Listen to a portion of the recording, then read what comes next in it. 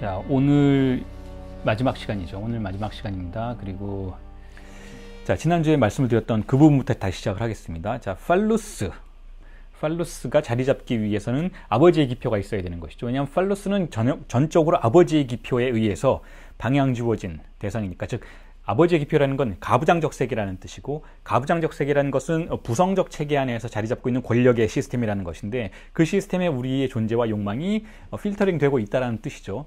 자, 그런데 그 상황 속에서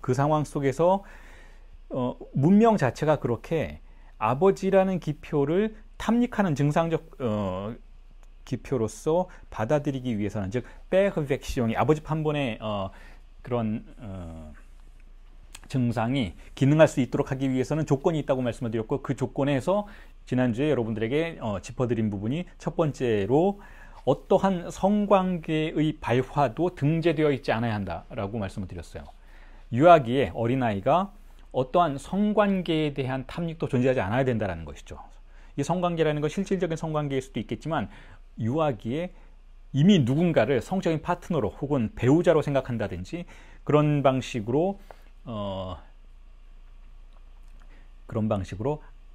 유아기의 주체의 무의식에 성관계의 등재가 부재해야 한다는 것. 이 성관계의 등재가 부재해야 한다라는 것은 성관계는 없다라고 락강이 말하는 그 규정이기도 하죠. 그리고 성관계는 없다라고 말하는 그 락강의 규정은 또한 대타자는 픽진하다, 대타자는 빗금쳐 있다라는 규정이기도 하다라는 걸 이미 충분히 이해하셨을 거예요. 대타자가 지배하는 한 대타자의 세계는, 즉 언어의 세계는 신체의 쾌락을 허용하지 않는다라는 그 기본적인 전제가 깔려 있어야 한다는 것이죠. 이게 성관계는 없다라는 거예요. 그러니까 어린아이가 어떠한 종류의 성관계적 성적인 충동의 쾌락도 박탈당한 상태, 거세당한 상태에 이어야만 한다라는 것이죠. 그래서 거세가 전제되어야 한다라는 거예요. 거세가 전제되어야만 결국은 아이는 아버지 판본의 증상을 따르기 시작할 거다라는 거예요. 따르기 시작할 거다라는 것이죠. 그래서 유아기에 다른 종류의 성적 충동의 관계성이 자리 잡게 되면 아버지 판본을 따르지 않게 된다라는 거예요. 그게 바로 우리가 흔히 마주하게 되는 성도착적 구조라고 할 수가 있는 것이죠. 성도착의 구조에서는 아버지 판본을 따르지 않아요. 성도착의 구조에서는 독자적인 판본을 따르죠.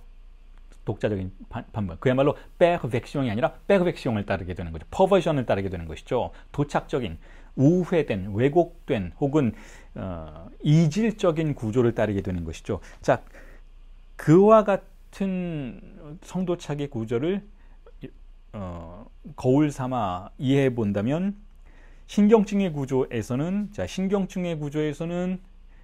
팔루스가 자리 잡기 위해서는 아버지의 기표가 증상적으로 탐닉되어야 하는데, 그 아버지의 기표가 증상적으로 탐닉되어 있기 위해서는 그 어떤 성관계의 발화도 아이의 무의식에 등재되지 말아야 한다는 거예요. 자, 이게 지난주에 여러분들에게 말씀드린 부분이죠. 그래서 아버지의 이름 역시 일종의 보충 증상으로만 작동해야 한다라는 말씀을 드렸던 거예요. 아버지의 판본 증상이 이 상실된 주입상스에 대한 보충의 증상으로 작용해야 한다는 거죠.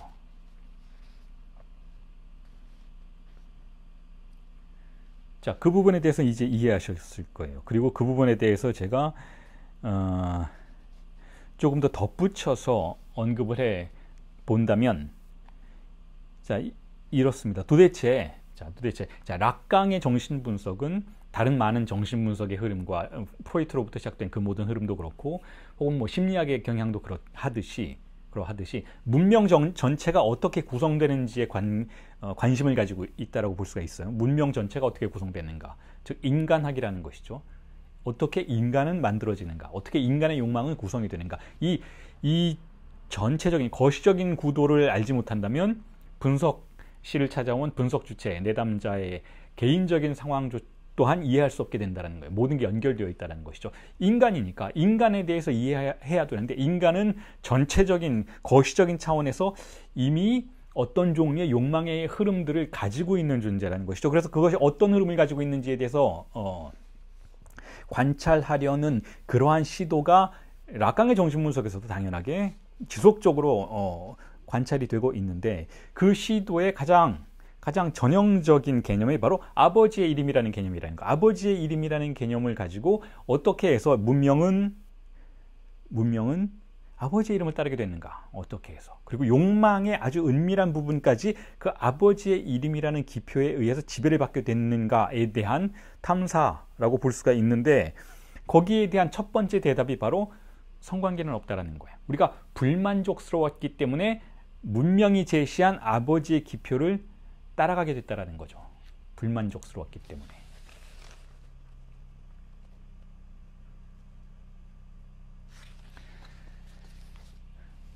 불만족이 있다는 거예요. 불만족.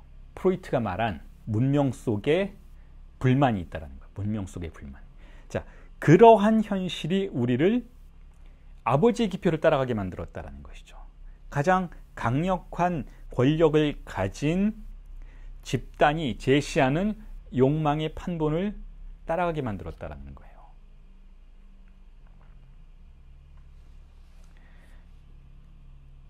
그렇게 해서 우리는 어떻게 되는가 하면 그 아버지의 기표를 따라가게 되어서 아버지 판본의 욕망을 갖게 되면 어떻게 되는가 하면 바로 여성을 욕망의 대상으로 삼게 된다는 거죠. 욕망의 원인으로 삼게 된다는 것이죠. 남자 여자 할 것 없이 남아 여아 할 것 없이 여성을 욕망의 원인으로 가정하게 된다는 거예요. 남아 여아, 남자아이 여자아이 상관할 것 없이.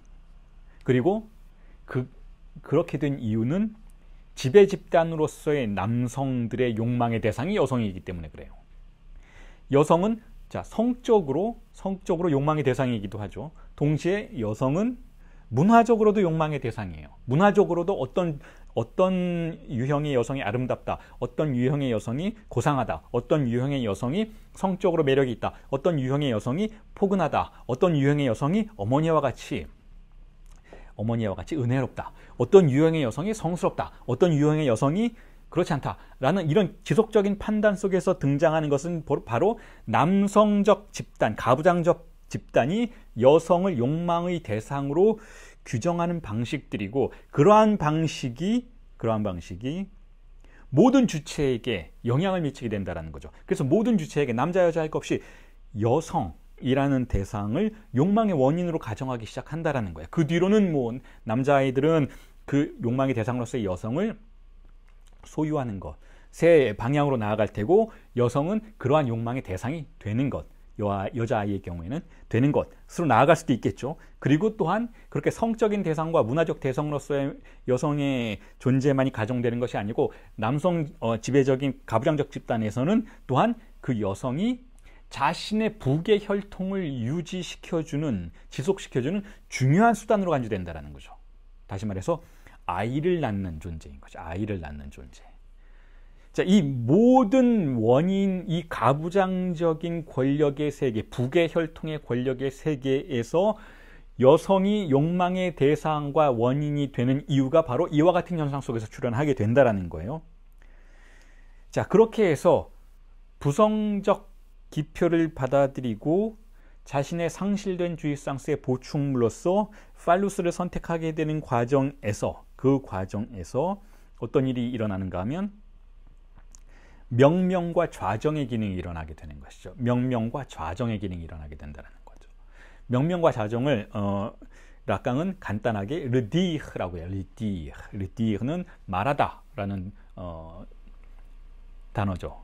프랑스어의 단어인데 르디흐는 말하다인데 왜 말하다인가 하면 명명하고 좌정시키는 말의 기능이기 때문에 그렇다는 거죠. 말씀의 기능이기 때문에 그렇다는 거예요. 부성적 체계 속에서, 부성적 권력의 세계 속에서 이 아버지의 기표가 하는 일은, 혹은 아버지의 기표를 받아들이고 그것을 우리 안에서 반복하면서 우리가 말하는 방식으로 우리의 무의식이 발화할 때 일어나는 일은 무엇인가 하면 바로 나 자신의 존재의 좌표와 나 자신의 존재의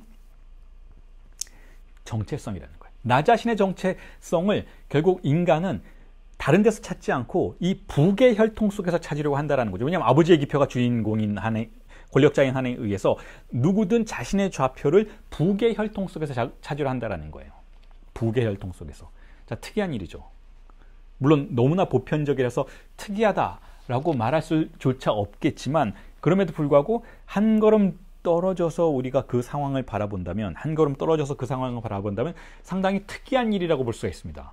왜 인간은 부계 혈통 속에서 자신의 좌표와 자신의 가족 내의 좌표뿐만 아니라 자신의 공동체 내에서의 좌표와 자신의 거시적인 집단 내에서의 좌표와 자신의 성적인 정체성을 모두 부계 혈통 속에서 결정받으려고 하는가에 대해서 질문을 해본다면, 객관적으로 생각해 본다면 기이한 일이라고 할 수가 있어요? 할 수가 없어요? 할 수가 있어요. 기이한 일인 이유는 이렇습니다. 생물학적으로도 그건 맞는 이야기가 아닌 것이죠. 생물학적으로도 뭐 우리가 족보를 따질 수 있잖아요. 족보를 따질 수 있다면 한 남자와 한 여성이 결혼을 해서 아이를 낳게 되면 아이는 아버지의 성을 따라가게 되고 그 부계 혈통 속에 들어가는 것처럼 우리가 착각을 하게 되지만, 사실은 DNA의 차원에서 본다면 반반이 섞이게 되는 것이죠. 어머니의 DNA와 아버지의 DNA는 반반, 서로 다른 피가 반반 섞여 들어가서 그 존재는 반은 어머니의 혈통 속에 들어가고 반은 아버지의 혈통 속으로 들어가는 것이죠. 그 이후에 또 다른 사람과 결혼하게 되어서 또 다른 이세가 태어나게 되면 그 부계 혈통은 점점 생물학적인 차원에서는 소멸하게 되는 것이죠. 어느 누구의 혈통도 아닌, 그러니까 혈통으로 보자면 아무것도 아닌 그러한 일들이 벌어지게 되는, 생물학적으로는 전혀 관련이 없는 그와 같은 이세의 생산들이 계속 벌어지게 되는 것인데도 불구하고 우리는 족보를 찾고 동성동보는 결혼하지 못하게 만드는 그러한 일들이 과거에 있었죠. 마치 그게 어떤 종류의 초월적인 흐름이 부계 혈통의 권력 속에서 우리를 지배하고 있는 것처럼 느끼는 그와 같은 환상 속에서 수만 년을 살아왔다라는 것이죠. 지금도 마찬가지예요. 지금도 아버지가 누구냐라는 것은 마치 생물학적 차원에서만 우리의 어떤 존재를 지배하는 것처럼 느끼는 것이 아니라 마치 우리가 어떤 육체의 카피인 것처럼, 생물학적인 물질적인 카피인 것처럼 느끼는 것뿐만 아니라 정신적으로도 누구의 아들이면은 누구의 딸이면은 그 집안의 어떤 특성을 부여받았을 것이다라는 그와 같은 사고를 우리가 하게 되는데, 자, 그와 같은 환상들이 여전히 지배하게 되는데, 사실상 엄밀한 차원에서 본다면, 객관적으로 바라본다면 그야말로 요즘에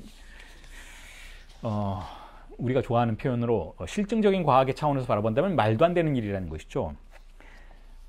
누구의 아들인가, 누구의 딸인가는 어떤 어머니의 아들인가, 어떤 어머니의 딸인가 보다는 어떤 아버지의, 어떤 성을 가지고 있는 아버지의 집안의 이세인가에 대해서 더욱더 우리가 민감하게 반응하게 되는 그러한 부분이 있는 것인데, 자, 그런데 그와 같은 것은 생물학적인 차원에서도 그렇고 어떤 의미에서는 환경적인 차원에서도 그렇고 별 의미가 없는 것인데도 불구하고 우리는 그것을 통해서만 자신의 좌표를 구성해내려고 한다는 거죠. 이게 바로 아버지의 이름의 기능이라는 거예요. 아버지의 이름의 기능이 성적인 충동의 차원이 배제된 상태에서 우리에게 보충물로서 받아들여졌을 때는 우리는 그걸 탐닉하게 된다는 것이죠.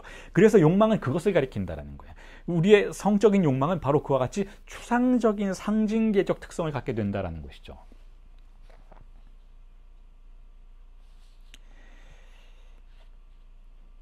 자, 그래서 이것을 락강은 뭐라고 부르는가 하면 세미나 22에서 그렇게 언급을 하는데, 뭐라고 부르는가 하면 지난주에도 말씀드렸던 수앙 파테르넬이라고 부르죠. 부성적 돌봄이라고 부르는 거예요. 부성적 돌봄. 아버지의 기표가 부성적 돌봄을 한다. 아버지의 기표가 우리에게 들어오면 우리를 너는 누구의 아들이야? 너는 누구의 딸이야? 너는 어떤 가계 안에 구성되는 좌표를 가지고 있는 존재야. 너는 그와 같은 정체성을 가지고 있어. 라는 방식으로 스스로를 받아들이게 만든다는 것, 돌본다라는 거죠. 가족 내에서 너의 자리는 여기야라고 돌본다라는 거예요. 이 수왕이라는, 이 돌봄이라는 이 표현이 어떤 의미에서는 긍정적으로 들릴 수도 있겠지만 락강은 그렇게 긍정적으로 바라보진 않아요. 왜냐하면 우리가 겪게 되는 모든 종류의 또 다른 정체성의 문제들이 바로 이 수왕파테안의 부성적 돌봄에 의해서 만들어진 문제들이기도 하니까, 바로 이 어떤 의미에서는 상당히 추상적이고 또한 상징적인 요소에 대한 인간의 믿음과 맹신이, 지난주에는 혹은 지지난주에는 신에 대해서 이야기를 하면서 여러분들에게 대타자라는 개념으로 설명을 드렸던 그 대타자에 대한 맹신이 바로 이 수왕파테넬, 다시 말해서 부성적 돌봄에 대한 종속인데, 자, 그와 같은 부성적 가계, 부성적 질서, 부성적 권력에 대한 맹신이 사실상 신경증에 다양한 문제들을 발생시킨다고 볼 수가 있어요. 신경증자들의 대부분은 바로 이와 같은 부분과 충돌을 일으키면서 자신의 정체성에 대해서 혹은 자신의 존재에 대해서 문제를 제기하는 그러한 증상들을 겪게 되는 것이니까, 자, 그러니까 이 돌봄이라는 단어가 그렇게까지 어떤 의미에선 긍정적인 건 아닐 수 있다는 거예요. 물론 이것이 있기 때문에 인간은 어쨌든 사회 공동체 내에서 자신의 좌표를 부여받고 안정화될 수 있는 건 사실이에요. 왜냐하면 이게 없을 때는 어떤 일이 벌어지는가 하면 정신병적인 사태가 벌어진다는 것이죠. 정신병적인 사태는 어떤가 하면 자신의 존재에 대해서 끊임없이 질문을 던지고 답을 찾으려고 하지만 답을 찾지 못하고 항상 불안정한 상태에서 방황하게 되는, 그야말로 락강이 얘기했던 그 속지 않는 자들에 의한 방황이 벌어지게 되는 그와 같은 사태들이 벌어지니까, 자, 그러니까 어쨌든 이 부성적 돌봄이라는 것은 그런 의미에서는 긍정적이라고 볼 수가 있기는 하지만, 자, 그럼에도 불구하고 락강의 정신분석의 여정은 이 부성적 돌봄과 거리를 두려고 한다는 거예요. 락강의 특징은 그와 같다는 거죠. 그게 바로 락강의 급진성이에요. 혹은 락강의 정치적 판단인 것이죠. 정치적 결단인 것이죠. 다시 한번 말씀드리지만 무슨 정신분석에서 정치적 결단이라는 게 있을 수 있는가? 그렇지 않습니다, 여러분. 어떤 과학이건 그것이 아무리 객관적으로 보이는 과학이라 해도 그 내부에는 그것을 수행하는 주체의 정치적 경향성이 포함될 수밖에 없어요. 보수적일 수도 있고 보수적이지 않을 수도 있고. 예를 들면 이렇습니다, 여러분. 뭐 지금 최근에 뉴스에서 듣게 된 소식인데, 뭐 화성에 우주 탐사선을 보내서 거기서 화성 표면에서 이 헬리콥터와 같은 프로펠러 동력을 이용해서 몇 분간, 몇 초간 비행을 해서 화성 탐사에 대한 새로운 장이 열렸다라는 소식을 여러분들 들어보셨을 텐데, 대단한 일이죠. 대단한 일이죠. 화성에서 프로펠러 동력으로 비행을 할 수 있도록 했다. 그래서 그 대기를 이용해서 그렇게 하는 것이잖아요. 그래서 그렇게 해서 그 화성 탐사에 대한 새로운 장이 열렸다라는, 자, 그와 같은 과학자들의 소식을 전해 들었을 때 어떤 생각을 하게 되는가 하면, 저 과학자들은, 자, 어떻게 보면 정치와는 전혀 상관이 없는, 나사의 그야말로 정치와는 전혀 상관이 없는 순수한 과학자들처럼 보이죠. 자, 어떤 의미에서 그렇습니다. 저건 정치와 관련이 없어요. 그들은 공화당원이지도 않고 민주당원이지도 않아요. 물론 그 연구 세계 바깥에서는 그런 투표를 하겠지만, 연구하는 과정 속에서는 공화당원의 태도 혹은 민주당원의 태도, 미국의 그와 같은 당원의 태도가 개입될 수 없을 수도 있어요. 누구를 지지하건 화성에 탐사선을 보내는데 무슨 정치적인 판단이 필요한가라고 생각할 수도 있겠지만, 그렇지 않을 수도 있어요, 여러분. 그렇지 않을 수도 있습니다. 어떤 의미에선 화성에 탐사선을 보내는 것이 어떤 의미에서는 무의식의 차원에서는 그 과학자의 정치적인 신념에 의해서 영향을 받을 수 있다는 거죠. 예를 들어서 과학은 진보되어야 한다라는 것, 과학은 과학에 대한 믿음을 가지고 있다는 건 일견 어떤 의미에서는 진보적인 태도라고 보여지기도 하죠. 과학을 믿고 과학의 진보를 생각하고 지금 현재보다는 앞으로 더 나은 미래가 존재할 것이다라는 믿음 속에서 계속해서 무언가를 개발하려고 하고 변화하려고 하고 현재의 것들로부터 벗어나서 새로운 것으로 새로운 인간상을 창출해내려고 하는 그러한 같은 흐름이 그 과학자에게 존재한다면, 그건 어떤 의미에서는 정치적인 태도라고 볼 수가 있어요. 정치적인, 진보적인 태도라고 볼 수가 있는 것이죠. 하지만 또 다른 의미에서 보자면 현재 존재하는 많은 문제점들, 제가 뭐 다른 많은 대화들 속에서 피력하기도 하는 제 의견이기도 하지만, 현재 많은, 다시 말해서 지금 현재 뭐 아프리카에서 죽어가는, 다시 말해서 아프리카에서 물이 없어서 죽어가는 그와 같은 인간들에 대한 문제를 해결하기보다는 오히려 달 탐사, 화성 탐사에 몰두하는 것은 어떻게 보면 또한 또 다른 보수주의적인 태도라고 보여질 수도 있는 것이죠. 지금 많은 사람들이 물 한 잔이 없어서 죽어가고 있는데, 많은 아이들이 아프리카에서 말라리아에 걸려서 죽어가고 있어요. 맑은 물을 마실 수 없어서. 자, 그런데 그런 아이들이 죽어가는 옆에서 화성 탐사에 골몰하고 있다는 거, 어떤 의미에서 상당히 보수적인 태도처럼 보이기도 하는 것이죠.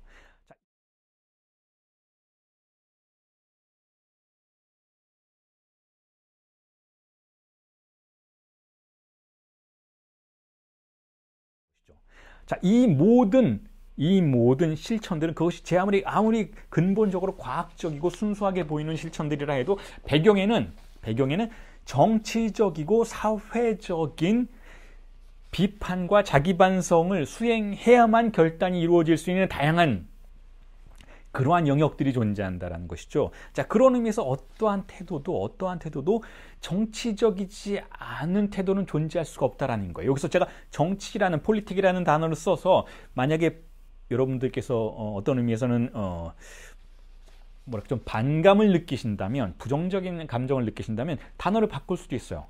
어떠한 실천이건 권력과의 관계에 대한 태도를 결정해야만 하는 순간과 마주하게 된다는 것이죠. 권력. 분명히 권력은 작용하고 있는 것이니까.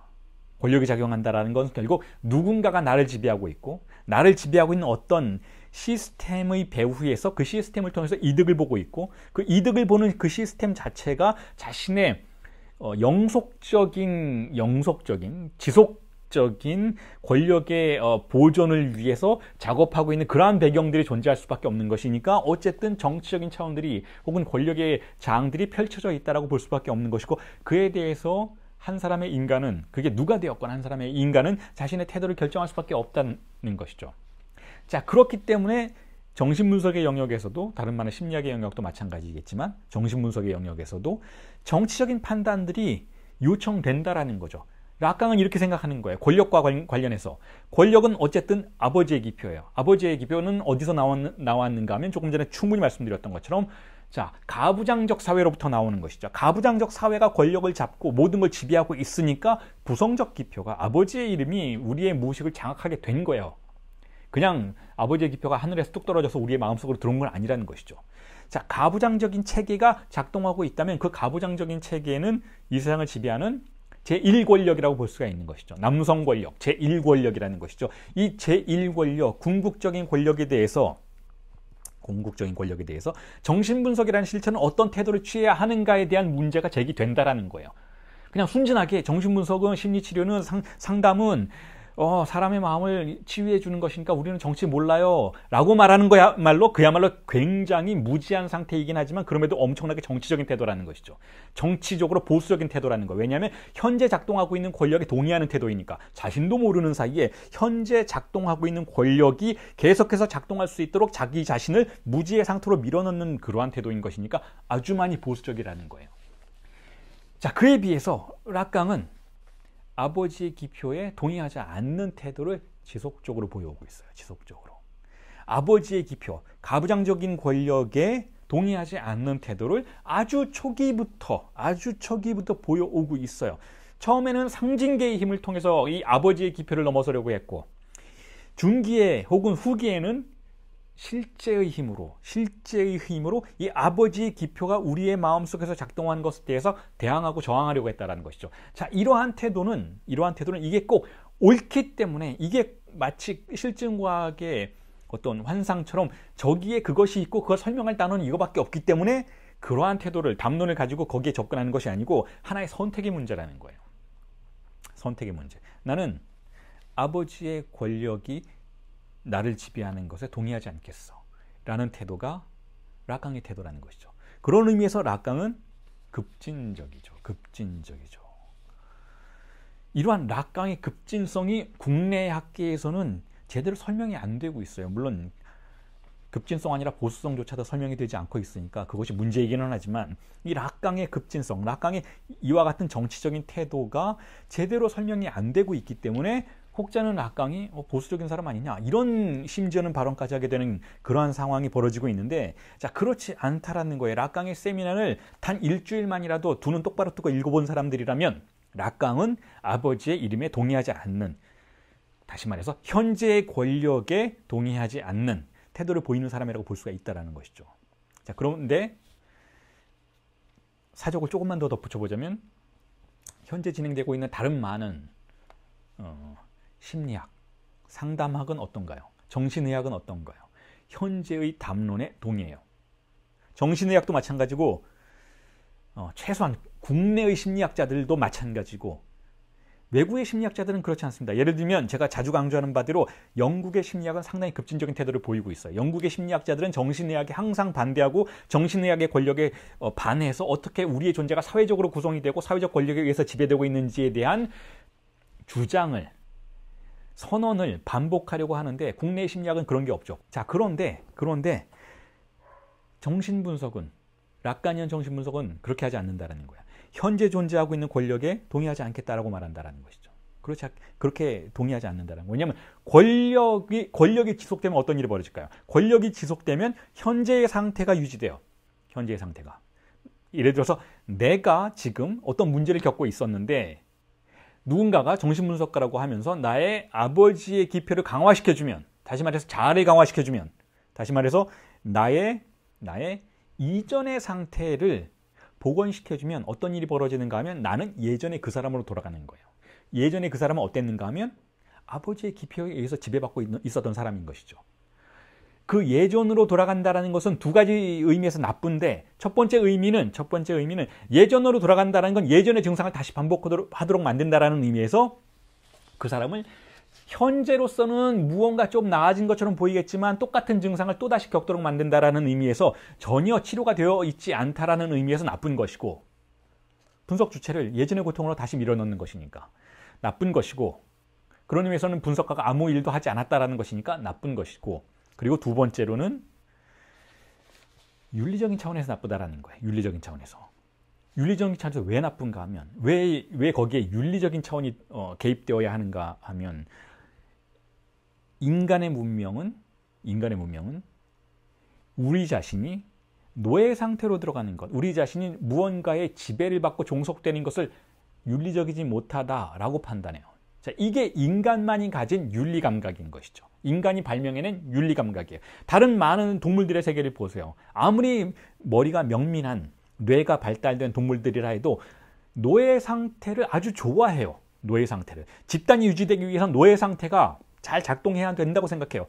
지배와 복종이 잘 이루어져야 한다고 생각하는 것이죠. 늑대들의 공동체를 보세요.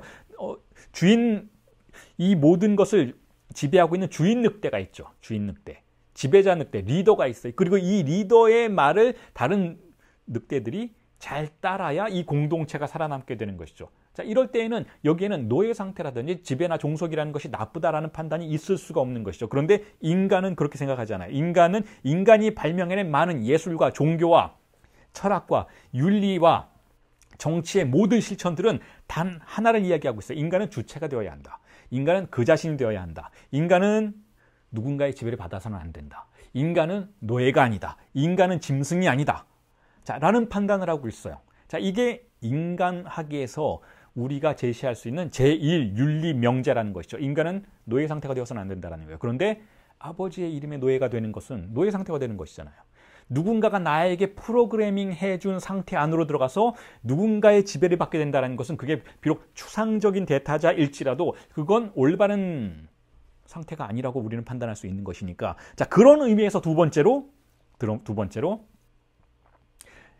과거의 상태로 돌아가는 것, 주인 기표가 작동하도록 만드는 것, 아버지의 이름이 나를 지배하도록 만드는 것, 나의 자아가 사회적인 권력관계 안에서 강화되는 것은 좋지 않다라고 판단할 수 있게 만든다는 것이죠. 자, 그런 의미에서 두 번째 의미에서도 락강은 아버지의 이름에 동의하지 않아요. 아버지의 이름에.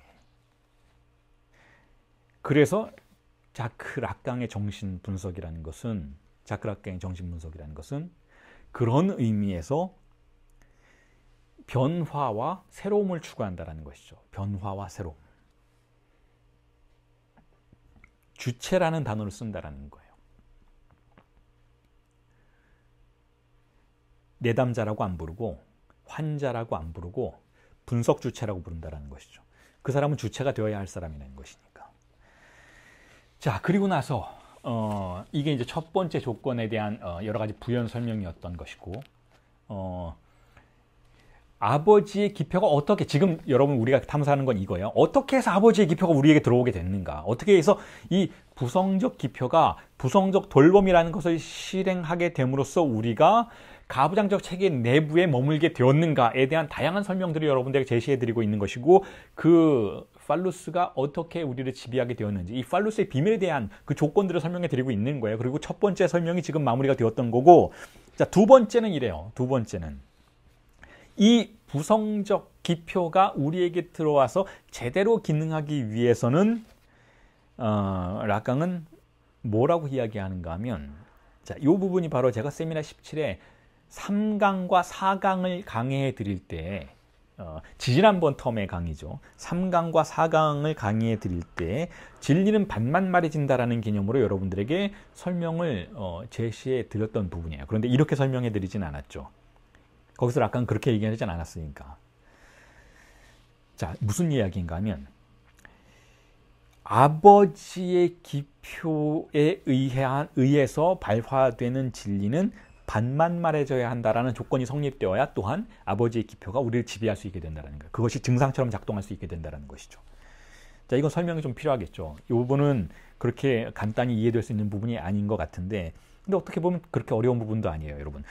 자, 아버지라는 기표가 우리에게 들어왔어요. 이게 자크 락강이 우리의 무의식을 설명하는 방식이에요. 우리의 무의식이 어떻게 거세되는 방식으로 억압되는지, 우리가 왜 성충동을 다 포기했는지, 짐승들은 그렇지 않은데 우리의 심리는 왜 그렇게 생겨 먹었는지를 설명하는, 자, 제1 명제로서 아버지의 이름을 제시하고 있는 것인데, 아버지의 이름이 우리에게 이렇게 들어왔어요. 문화적인 산물로서, 환경적인 산물로서 어른들의 말을 통해서 우리가 우리의 정체성을 규정당하는 방식으로 아버지의 기표가 우리에게 들어왔는데, 자, 그런데 이 아버지의 기표는 다 말하면 안 된다는 거예요. 이게 두 번째 조건이라는 거예요. 이게 성립이 안 되면 또한 아버지의 기표는 실패로 들어가고 우리는 정신병적인 주체가 될 수도 있다는 것이죠. 다 말하면 안 된다는 거예요. 다 말하면. 무슨 뜻인가 하면, 한 가지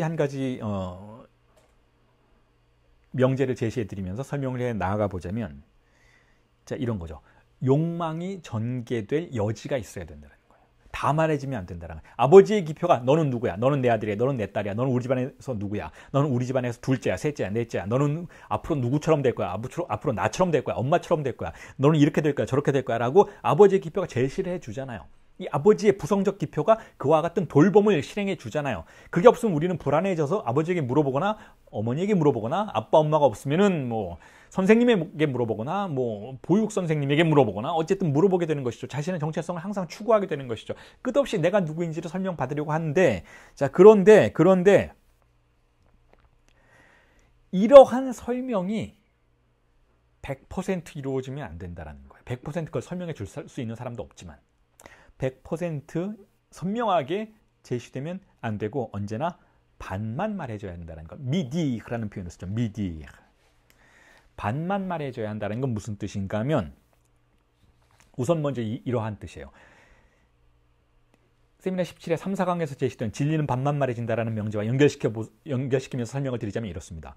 여기서 세미나 17의 3강과 4강에서 진리라고 말해진 건 뭐냐면 무의식의 진리를 말해요. 무의식의 진리. 무의식의 진리는 어떤 것인가 하면, 세미나 17의 5강, 지금 우리가 공부하고 있는 이 5강에서는 지식이라는 개념으로 제시되고 있는 거예요. 진리라는 단어가 세미나 3, 4강에 제시되었다가 5강에서는 지식이라는 단어로, 사부아라는 단어로 슬그머니 변화하고 있어요. 진리에서 지식으로. 이 두 개가 같은 개념입니다. 세미나 17에서는.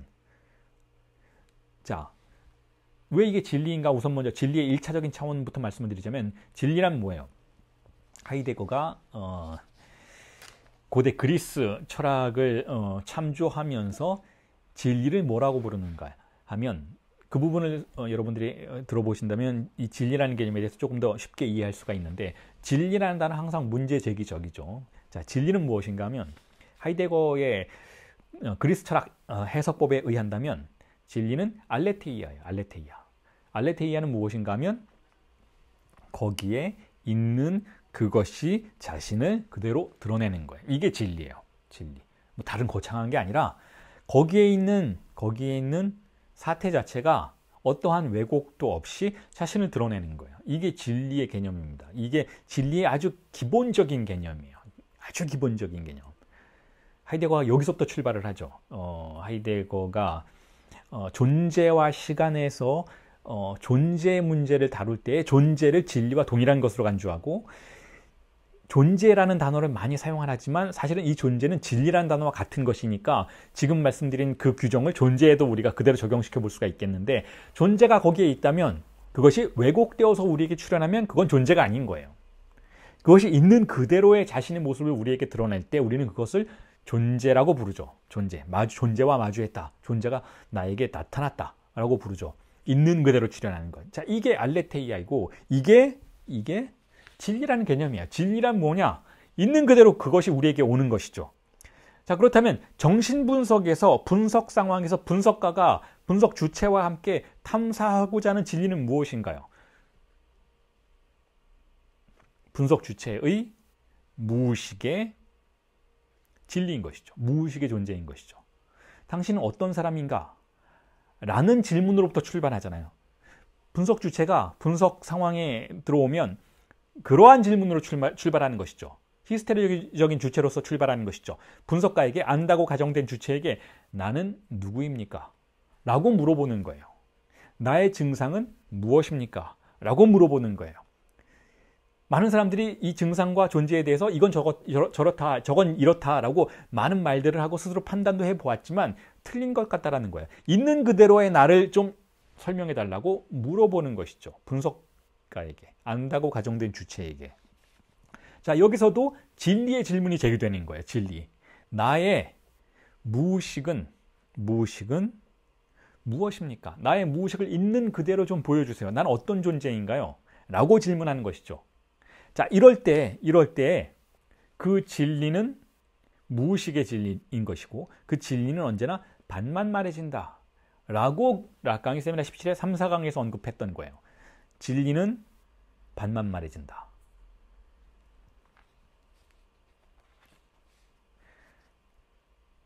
그걸 한마디 덧붙여 설명하자면 무의식의 진리는 반만 말해진다 라는 거죠.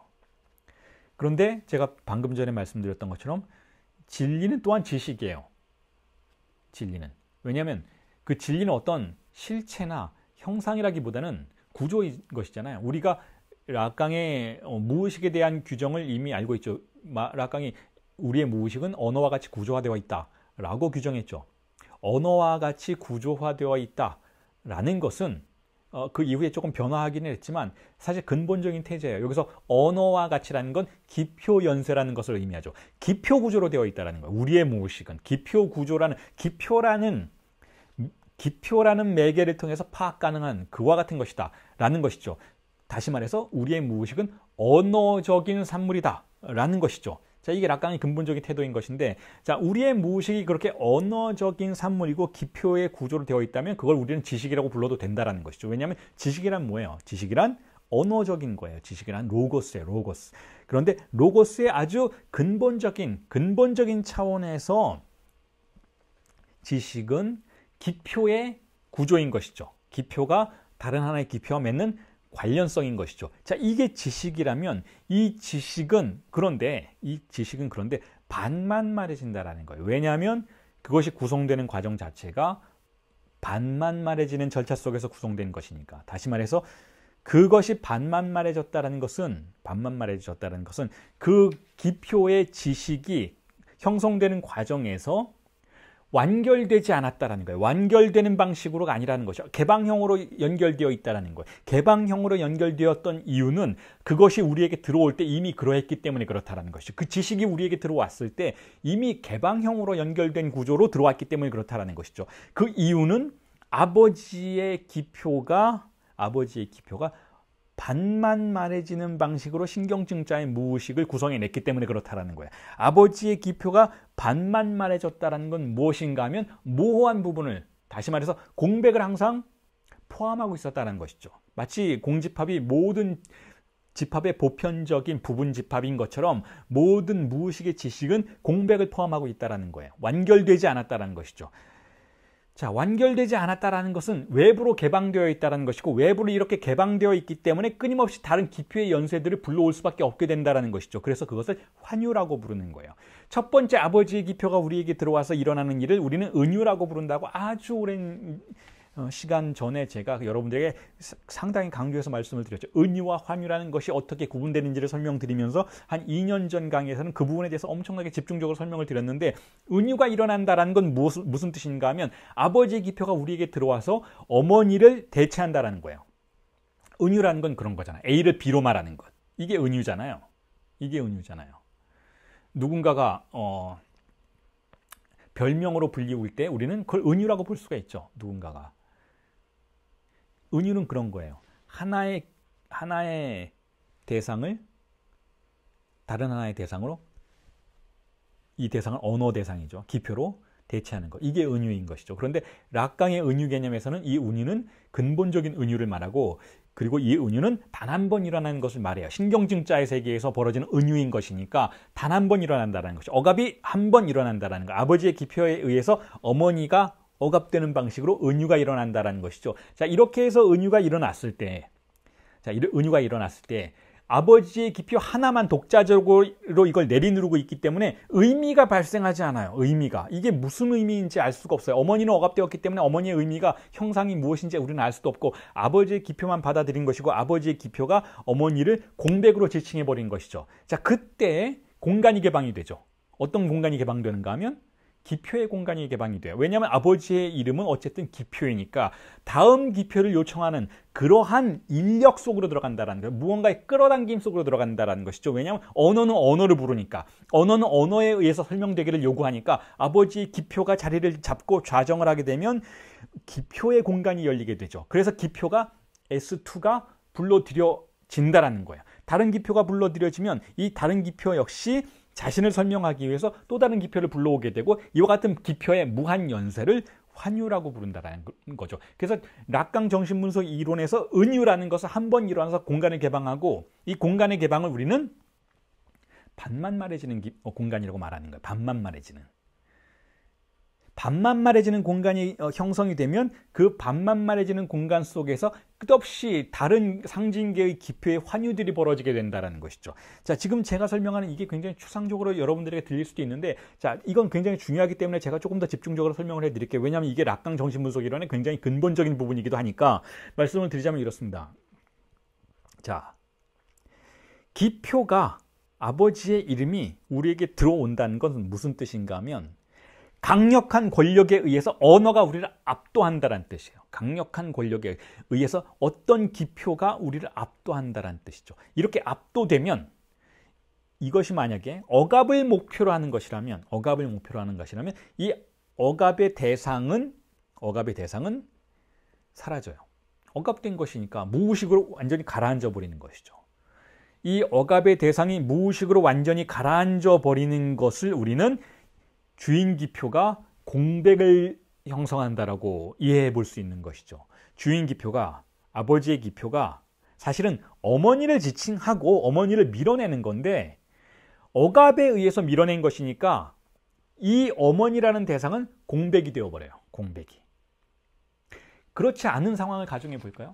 하나의 기표가 우리에게 들어와서 하나의 기표를 은유했는데 억압이 일어나지 않고 그냥 은유만 일어나면 이건 아버지의 기표에 의해서 은유된 억압의 기능이 아니라 그냥 기표와 대상의 1:1 대응이 되어버리죠.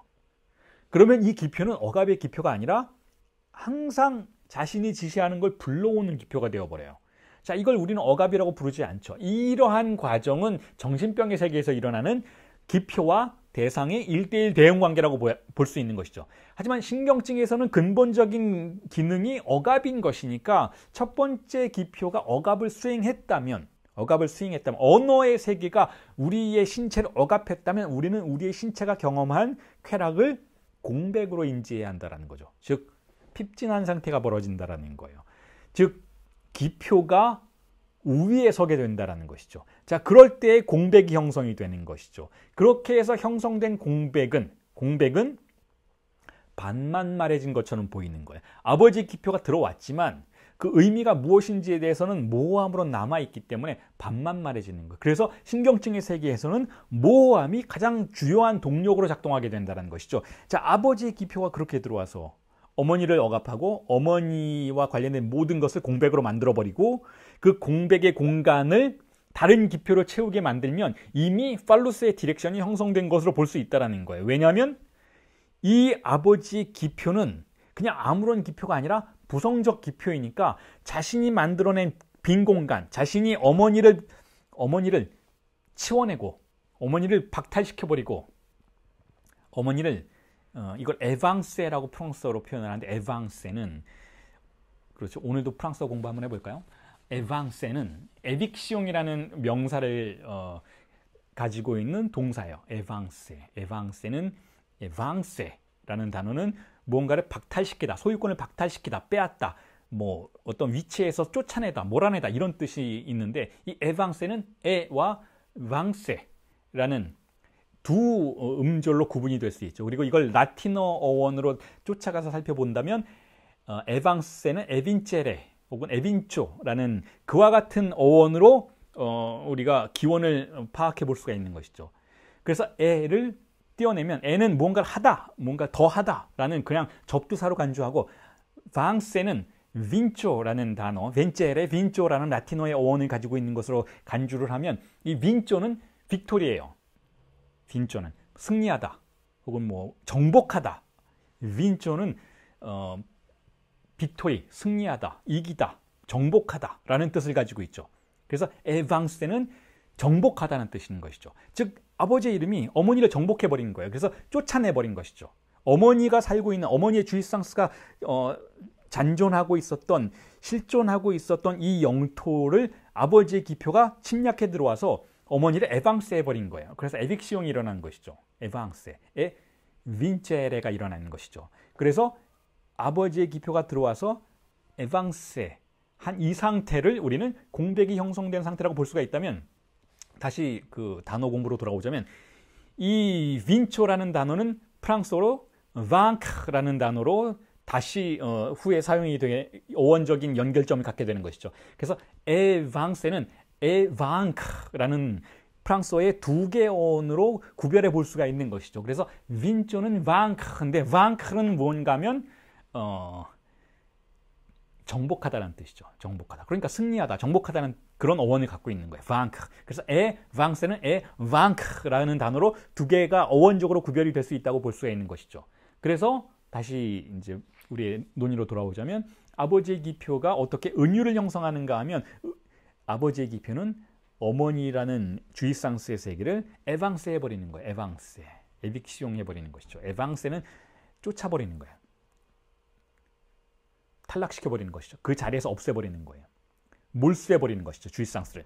자, 그 상태에서 에방세가 일어나면 이 아버지의 기표는 무엇을 갖게 되는가 하면 공백을 갖게 해요. 빈 영토를 갖게 되는 것이죠. 쫓아냈으니까 아버지라는 아버지의 이름이라고 하는 권력은 텅 빈 영토를 갖게 되는 것이죠. 자, 이걸 갖고 무엇을 할 것인가? 무엇 하나요? 팔루스를 쫓는 모험을 시작하게 만드는 거예요. 모두에게 자, 이 영토로 들어오면 여러분들은 팔루스를 쫓아갈 수 있는 그와 같은 가능성을 갖게 된다라고 주인이 영주가 선언하는 것이죠. 게임을 시작하자라고 선언하는 거예요. 그리고 디렉션을 설정해 주는 거죠. 아버지의 기표와 관련된 쾌락만을 추구하라. 그 조건만 너희들이 지키게 되면 이 안에서 벌어지는 게임에 대해서 나는 눈 감아주겠다 라고 선언하는 것이죠. 자, 그렇게 해서 환유가 일어나는 거야. 기표를 쫓는 모험이 일어나는 것이죠. 자, 그런데 문제는 뭐냐면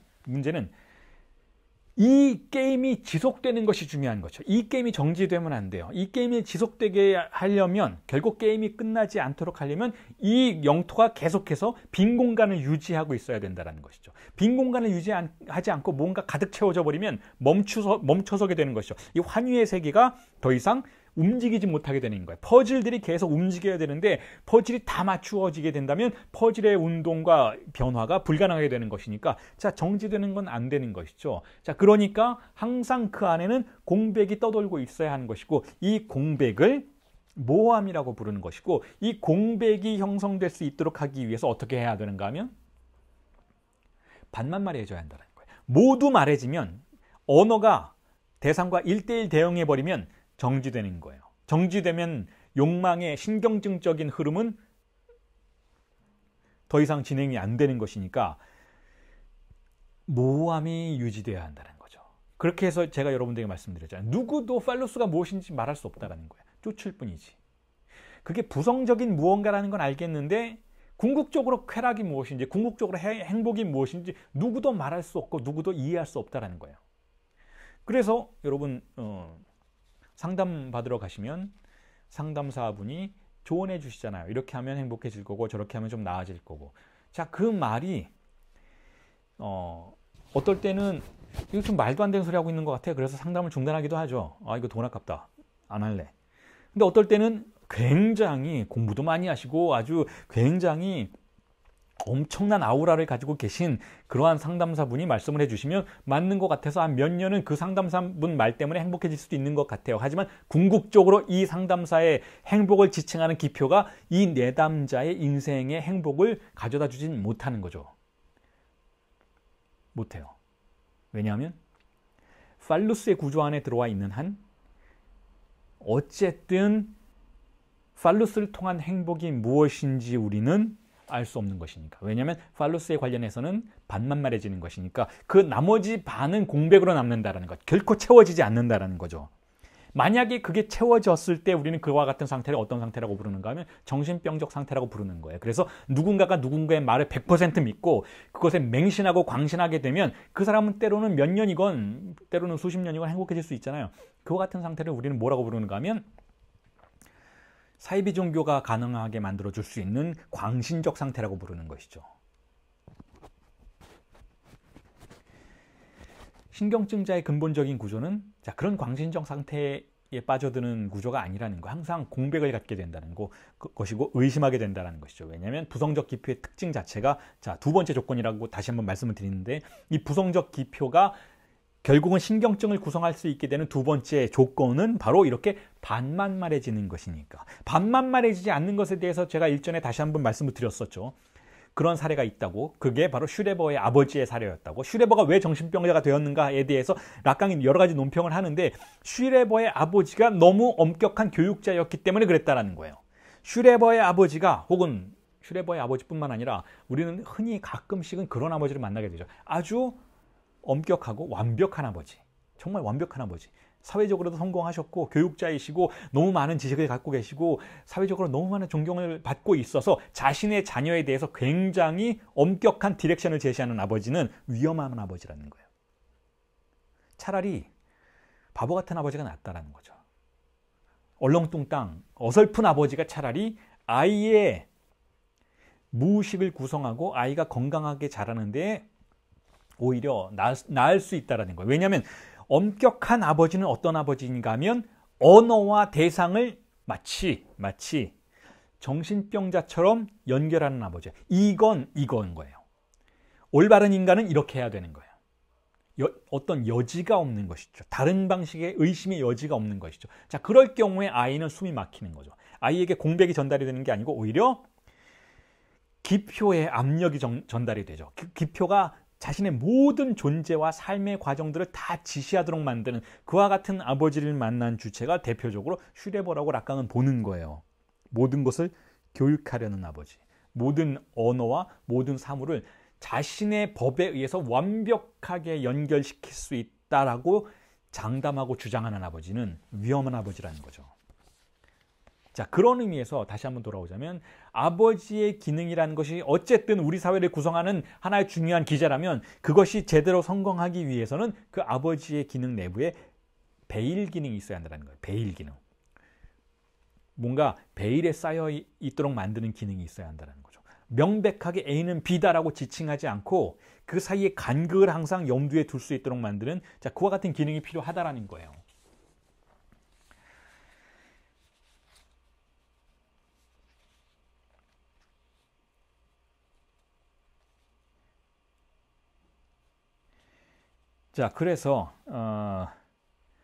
그래서 지금까지 여러분들에게 설명드렸던 이 이야기들은 아버지의 이름이라고 하는 기표가 어떻게 신경증자를 구성하는지에 대한 두 가지 조건에 대한 해명이었습니다.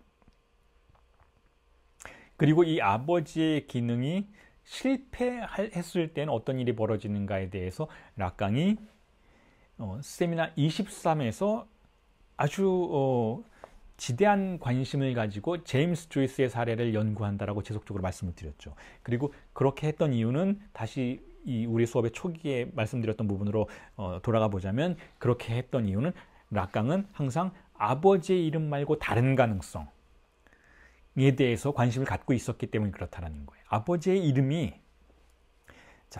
이름이 우리를 지배하는데 그건 우리가 인정할 수밖에 없는 사실인데 자, 그런데 다른 가능성은 없는가? 이 아버지의 이름의 지배가 우리에게 일어나는 걸 연구하고 그와 같은 분석 주체들을 분석해보고 하는 과정 속에서 락강이 지속적으로 던지는 질문은 다른 길은 없는가? 라는 거예요. 다른 길은 없는가? 그리고 그 다른 길을 보여주었던 대표적인 인물이 제임스 조이스였다라는 거예요.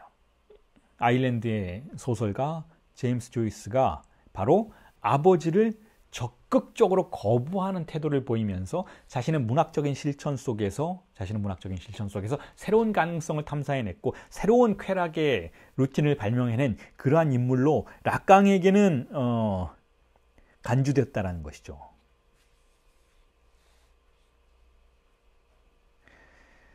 자, 그리고 그와 같이 락강이 제임스 조이스의 사례에 관심을 가지면서 후기로 갈수록 이 아버지의 기표, 아버지의 이름으로부터 벗어나려고 하면서 염두에 두는 가장 중요한 단어는 락강이 대놓고 이야기는 하고 있지 않지만 제가 이미 말씀드렸던 것처럼 주체라는 개념이에요. 주체라는 개념. 결국은 정신분석은 주체 이론이라는 것이죠. 어떻게 하면 주체가 될 수 있는가에 대한 이론이라는 것. 근데 이 주체 이론이라는 것이 어떤 의미에서는 그렇게 나이브한 이론은 아닌 거예요. 의식적인 차원에서 주체가 된다는 건 락강의 관심사는 아닌 것이니까 조금 더 복잡한 층위를 갖고 있다는 것이죠. 다시 말해서 예를 들면 인지치료의 세계에서는, 심리학의 세계에서는, 정신의학의 세계에서는 주체라는 건 내가 의식적으로 나의 주인이다라고 생각하는 그러한 방식을 말하죠. 자, 그런데 락강은 그렇게 생각하지 않는다라는 거예요. 자, 의식적으로 내가 아무리 나의 행동을 내가 통제하고 내가 나의 주인이 되겠어라고 말은 하고 있지만 사실은 그와 같은 태도는 이미 존재하는 주체적인 인간의 유형들을 그대로 내 안에서 반복하는 것이고, 자, 그 인간의 유형이 가지고 있는 권력을 내 안에서 그대로 흡수하는 것에 불과한 것이니까 그건 진정한 의미에서 주체라고 볼 수가 없다라는 거예요. 락강이 원하는 건 무의식의 차원에서 과연 그러한 일이 가능한가에 대한 질문인 것이고, 그의 질문에 대해서 대답으로 제시하고 있는 것이 그렇다면 아버지의 기표에 종속되지 않았던 그와 같은 인물은, 전형적인 인물은 누구인가에 대한 탐사를 진행해내면서 과연 주체가 가능한가라는 것에 대한 락강의 연구가 진행되고 있다는 것이죠. 그리고 한마디만 덧붙이자면 알랑 바디우가 항상 주장하는 바대로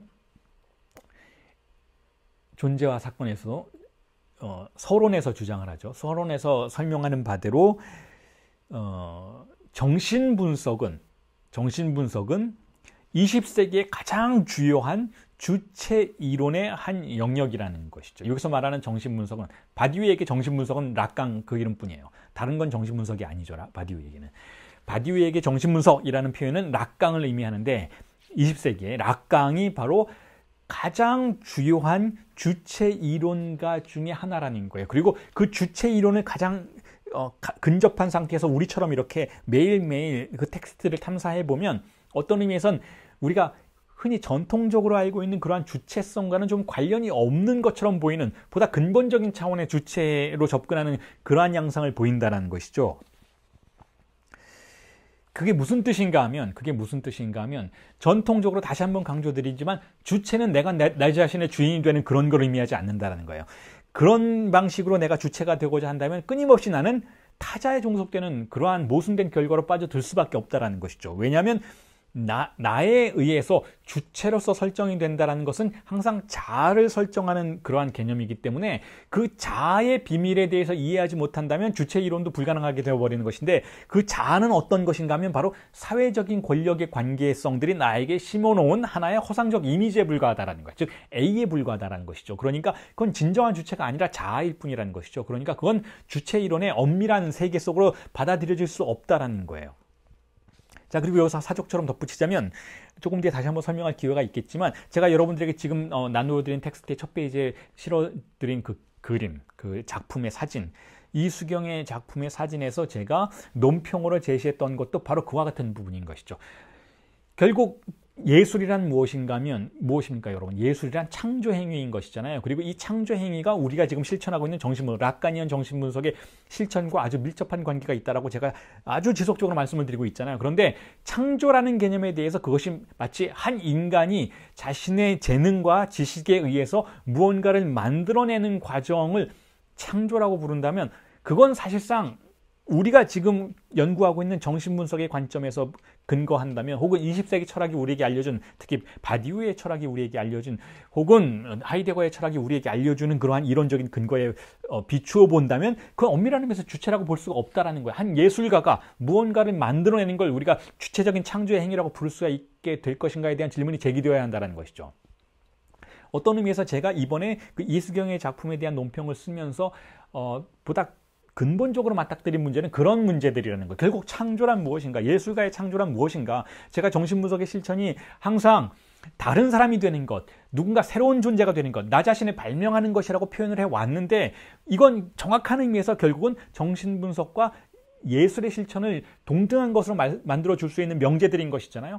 예술도 무언가 새로움을 만들어내는 것이죠. 이전에 존재하는 미술사의 그러한 맥락에서 무언가를 반복해서 재생산해내는 것이 아니라 전혀 다른 구조와 전혀 다른 논리의 어떤 아름다움을 창조해내는 것을 예술의 창조라고 볼 수 있다면, 정신분석도 비슷한 구조로 나아가야 한다라고 제가 항상 강조해 왔던 것이잖아요. 자, 그런데 그렇다면 창조란 무엇인가 하면, 무언가 내가 새로운 생산품을 만들어내는 것이 아니라 오히려 그런 새로운 생산품이라는 것은 결국은 만들어진 이후에는 언제고 다시 대타자의 영역으로 흡수되어 버릴 수 있는 그러한 대상들인 것이니까, 자, 그런 것이 아니라 오히려 이게 오히려 하이데거에 가까운 개념일 수 있을 것 같기는 한데, 오히려 바디우보다 하이데거에 가까운 개념일 수 있다고 생각이 들 수도 있는데, 오히려 우선 먼저 예술에 대해서 말씀을 드리자면, 오히려 어떤 예술 작품은 무언가 새로움을 만들어냈다기보다는 우리를 기존에 존재하는 세계로부터 물러나게 만드는 끌어당김의 기능을 하는 것이 아닌가. 자, 그것이 예술의 진정한 주체적 기능이 아닌가라는 질문을 이번 작품을 논평하면서 생각하게 되었던 것이죠. 그래서 이수경의 작품이 그 이전의 작품들과 비교해 본다면, 지금 그 달빛 왕관이라는 시리즈 연작들이 그 이전의 작품들과 무엇이 다른가에 대해서 관찰해 본다면, 이전의 작품들은 여전히 아방가르드 20세기 혹은 21세기 아방가르드 예술의 전통 속에 들어가서 예술가 혹은 창조자가 무언가를 새로움으로 만들어내고 그 새로움 속에 관객들을 초대하는 양상으로, 그와 같은 양상으로 관찰이 된 것에 반해서 지금 이 달빛 왕관의 작품은 어떤 특성을 가지고 있는가 하면, 무언가가 누군가에 의해서 만들어졌다기보다는 이미 존재하는 어떤 골동품처럼 여겨지게 만든다라는 거예요. 그리고 실제로 그 작품들의 재료 자체가 인터넷 구매를 통해서 뭐 어떤 장신구들이라든지 골동품이라든지 이런 것들을 구매를 해서 그것을 조합하는 방식으로 만들어졌다라는 것에서도 그와 같은 아이디어가 엿보일 수 있다라고 저는 생각을 하는데, 자, 그래서 이 이수경의 작품이 이전과 어떤 방식으로 구별되는가 하면, 이거는 무언가를 만들어냈다기보다는 어떤 표지를 만든다라는 의미를 갖고 있다는 거죠. 이것 자체가 목표가 아니라 이것 자체가 다른 것을 물리치고 우리를 어떤 특정한 공간 안으로 끌어들이는 그와 같은 매개의 기능을 하는 것처럼 보인다라는 거예요. 마치 듀샹의 레디메이드 작품들이 그런 것처럼. 듀샹의 레디메이드 작품들이 결국은 20세기 아방가르드를 열어 제낀 것인데, 그 듀샹의 레디메이드, 소변기와 같은 레디메이드가 하는 기능은 무엇인가 하면, 듀샹이 이걸 새롭게 만든 창조자가 아닌 것이잖아요. 그건 골동품점 혹은 뭐 철물점에서 사온 것이잖아요. 철물점에서 소변기에 그 이미 만들어진 레디메이드가 그런 뜻이잖아요. 이미 만들어진 물건을 가지고 온 것이니까 듀샹은 어떤 의미에서는 창조자가 아닌 것이죠. 그러니까 듀샹은 창조자로서의 예술가라는 신화를 거부한 것이죠. 그럼 듀샹이 한 일은 무엇인가 하면, 그렇게 레디메이드 된 작품들을 미술관 안으로 끌고 들어와서 이전의 맥락들을 붕괴시키는 기능을 한다는 거죠. 이전에 우리가 미술 작품이라고 생각했던 것들에 대한 논리들을 정지시키고, 혹은 이전에 우리가 사물과 예술 작품의 구분에 대해서 사고하고 있었던 그 논리를 정지시키고, 레디메이드 된 그 사물 자체의 중요성을 갖는 것이 아니라 우리의 사고가 정지되는 어떤 공간 안에 함께 머물도록 하는, 혹은 끌어들이는 그러한 미디엄의 기능을 하는 것으로 작동시키고 있었던 것은 아닌지 생각해 볼 수 있다는 문제예요. 자, 그래서 똑같은 맥락이 지금 이수경의 작품 달빛 왕관에서도 기능하고 있다고 저는 판단하고 있는 것이죠. 무언가 새로움을 만들어냈다기보다는 어떤 물건을 통해서 어떤 것을 아름답게 꾸미고 치장하고 혹은 고풍스럽게 만들고 혹은 성스러운 어떤 그 아우라를 풍겨낼 수 있도록 만드는 장치의 이미지를 통해서 우리가 기존에 존재하고 있었던 맥락의 공간으로부터 우리를 끌어당기는 기능을 한다는 거죠. 우리가 기존에 존재하고 있었던 맥락의 공간은 어디인가요? 지난주에 설명드렸던 것처럼 예수가 바리새인들을 바라볼 때에 바리새인들이 존재하는 공간인 것이죠. 즉 대타자가 지배하는 공간인 것이죠. 그런데 어떤 특정한 물건이 아주 정교하게 전략적으로 조작되어서 우리를 그러한 대타자의 공간으로부터 끌어내서 그 대타자의 영향력이 더 이상 미칠 수 없도록 만든다면 이러한 물건을 우리는 무엇이라고 부를 수 있다라고 제가 말씀을 드렸나요? 물신이라고 부를 수 있다고 말씀을 드렸죠. 예수는 스스로가 그러한 물신이 되고자 했다라고 말씀을 드렸던 것이잖아요. 자, 그리고 이 대타자의 공간에서는 항상 균열이 작동하고 있고 그 균열에 의해서 우리는 팔루스를 쫓도록 만들어지는 그러한 권력장 안에 속하게 되는데 어떤 특정한 사물이 우리를 그러한 공간으로부터 빼낸다면 이 물신으로서의 사물은 우리를 신경증의 권력으로부터, 즉 아버지의 권력으로부터 빠져나갈 수 있도록 만드는 역할을 해줄 수 있다라고 설명을 드렸던 것이잖아요. 예수의 누가복음에 대한 그 인용을 여러분들에게 설명해 드리면서 그 부분을 제가 집중적으로 강의를 해드렸던 것이잖아요. 자, 마찬가지 기능을 예술작품이 할 수 있다라고 뒤샹이 우리에게 알려준 거예요. 힌트를 준 것이죠. 그 당시에는 아무도 그걸 알아보지 못했지만, 그리고 저처럼 이렇게 명료하게 언어로 설명할 수 있는 미술 비평가가 거의 존재하지 않았지만, 그럼에도 불구하고 뒤샹이 했던 건 그거라는 거죠.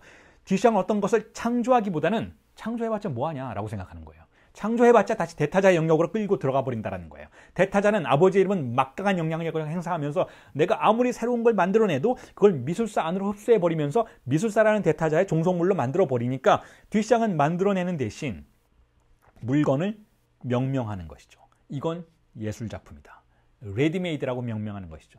그리고 그 물건을 미술관 안으로 가지고 와서 그것이 어떤 공간을 형성하도록 만드는 거죠. 즉 물신적 기능을 하도록 만드는 것이죠. 그와 같은 논리 안에 이수경의 예술작품이 존재한다는 거예요. 그런 의미에서 이수경의 예술작품도 그렇고 뒤샹의 레디메이드 작품들도 그렇고 중세적이라는 것이죠. 중세인들은 그 고대 그리스인이나 르네상스인들처럼 무언가를 창조해내려고 하지 않았어요. 중세인들은 찾아내려고 했죠. 뭘 찾아내려고 했나요? 뭘 발견하려고 했나요? 성물을 발견하려고 했죠. 성물을 발견하려고 예루살렘으로 가서 예수의 시신을 덮었던 아마포를 찾아오기도 하고 예수의 가시면류관의 조각들을 그것을 사기꾼들이 만들어낸 건지 어쩐지는 몰라도 어쨌든 가져오려고 했죠. 그게 그들에겐 예술이었던 거예요. 중세인들은 무언가를 창조해낸다라고 말하는 것의 덧없음을 이해하고 있었던 것이죠. 창조해봤자 그건 산물들이라는 거예요. 창조해봤자 그건 세속의 것이라는 것이죠.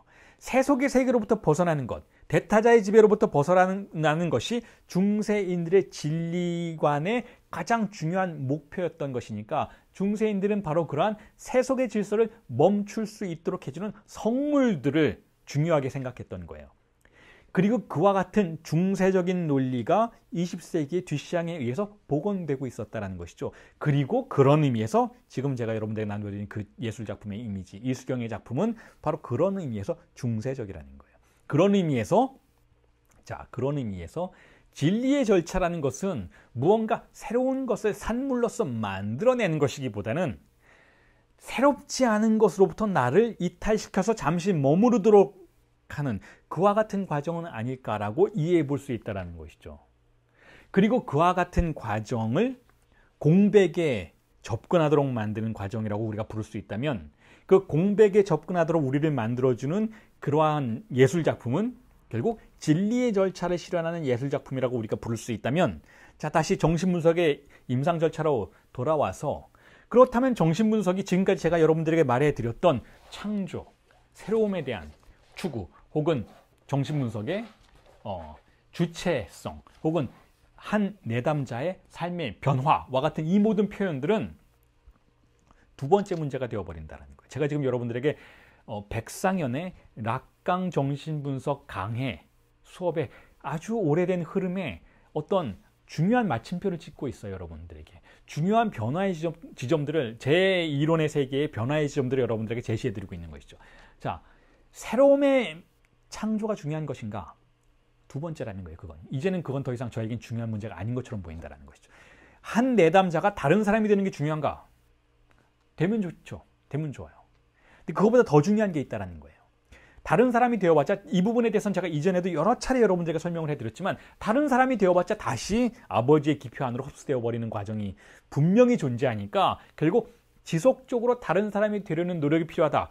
결국은 진리라는 것은 하나의 사태가 아니라 과정이고 운동성이다. 즉 진리는 동사적이다 라는 표현으로 비슷한 부분에 대한 암시와 언급을 지속적으로 해드렸지만, 어쨌든 변화했다 해도 우리는 다시 이 세계 안으로 끌려 들어간다는 것이고, 똑같은 문제를 다시 반복해서 겪게 될 뿐이라면 정신분석은 그렇다면 무엇을 추구해야 하는가 하면, 라카니안 프랙시스는 무엇을 추구하는가 하면 바로 공백과 함께 머무는 과정을 오히려 제1절차로서 제1목표로서 설정할 수밖에 없다는 것이죠.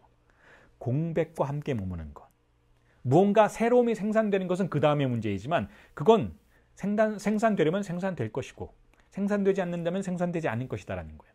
우리가 변화하는 것이 참으로 중요한 것이긴 하지만 정신분석은 그 변화에 대해서는 고려하지 않고 공백과 함께 머무는 것을 더욱더 중요한 절차로서 가정할 수밖에 없다라는 것이죠. 그래서 락강이 이런 논평을 한 것에 대해서 우리가 다시 한번 새겨볼 수가 있는 부분이 이렇다라는 거예요. 락강이 그렇게 얘기했어요. 정신분석은 진리 혹은 윤리의 문턱까지만 내담자를 데려간다. 분석 주체를 데려간다라고 표현했는데, 그 문턱이 바로 무언가 새로움이 생산되기 직전의 단계라고 볼 수가 있다면, 그 새로움이 생산되기 직전의 단계는 무엇인가요? 바로 아버지의 기표가 정지하는 순간인 것이죠. 대타자의 질서가 정지하는 순간인 것이죠. 새롭지 않은 것의 논리가 정지하는 순간, 그 사건인 것이죠. 자, 이 사건의 정신분석은 분석 주체를 데려간다라는 것이죠. 그런 의미에서 바로 이 순간이, 이 문턱이라고 락강이 표현했던 이 장소가 오히려 가장 궁극적으로 진리의 상태로서 가정되어야만 하는 상태라고 볼 수 있다는 거예요. 그게 지금 저의 생각이라는 것이죠. 자, 그래서 그 순간을 우리는, 즉 아버지에게 저항하는 순간을 우리는 가정된 주체의 순간이라고 부를 수가 있어요. 이건 콜레트 솔레의 표현인데 수제, 수포제라고 부를 수가 있다는 거죠. 안다고 가정된 주체에 대한 어떤 변주의 표현이라고 볼 수가 있는데, 과연 주체라는 것이 가능한가? 라고 우리가 말한다면 아버지에게 우리가 저항할 때는 그 순간을 우리는 주체적인 순간이라고 볼 수 있다는 것이죠. 아버지에게 저항하는 순간이 어떤 순간인가요, 여러분? 히스테리적 순간이죠. 히스테리적 순간. 공백을 탐닉하는 순간, 문제를 일으키려고 하는 순간, 아버지라는 기표가 나를 온전하게 장악하는 것에 몸을 뒤트는 순간, 이 순간이 무의식의 히스테리적인 순간이라면, 히스테리적인 순간은 바로 가정된 주체의 순간이라고 볼 수가 있다는 거예요.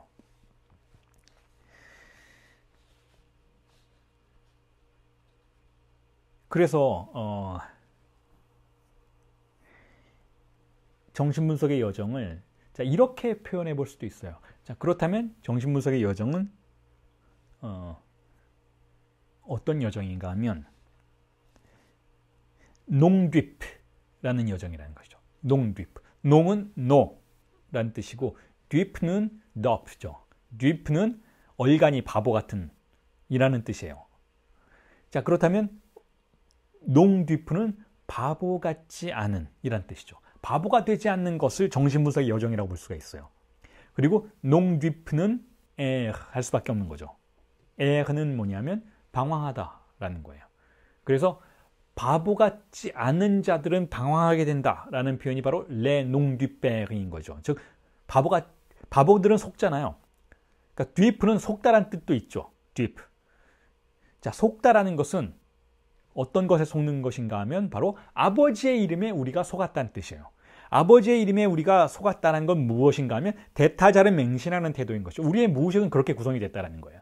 그런데 아버지의 이름과 대타자를 맹신하지 않는 순간도 가끔 있다는 거죠. 그 순간들이 바로 속지 않는 순간들인 것이죠. 즉 가정된 주체의 순간들인 거예요. 거기에 주목하는 거예요. 정신분석은. 그 가정된 주체의 순간, 즉 속지 않는 순간을 락강은 또한 뭐라고 표현하는가 하면 무앙베트라고 표현해요. 무앙베트. 무앙베트는 무앙은 덜이란 뜻이에요. 덜. 베트는 바보란 뜻이죠. 덜 바보 같은 무앙베트. 그런데 여기 한마디 덧붙이죠. langage 무앙베트.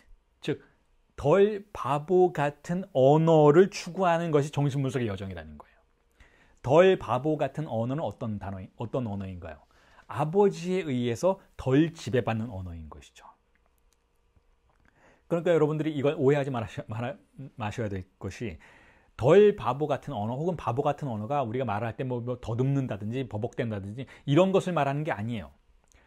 오히려 아주 바보 같은 언어는 이 락강적인 관점에서 보자면 어떤 언어인가 하면 청산유수처럼 아나운서처럼 말을 엄청 잘하는 그러한 상태가 바로 바보 같은 언어예요. 왜냐하면 바보 같은 언어라는 것은 대타자에 의해서 완전히 장악당한 언어인 것이니까. 우리 사회를 지배하는 그 언어에 완전히 장악당하는 언어이기 때문에 그런 언어는 일견 아주 지적이고 아주 차원이 높고 아주 뭐랄까요 엘리트한 언어처럼 보이지만 락강이 보기에는 그건 바보 같은 언어인 거예요. 타자에 의해서 완전히 장악당한 언어인 것이죠.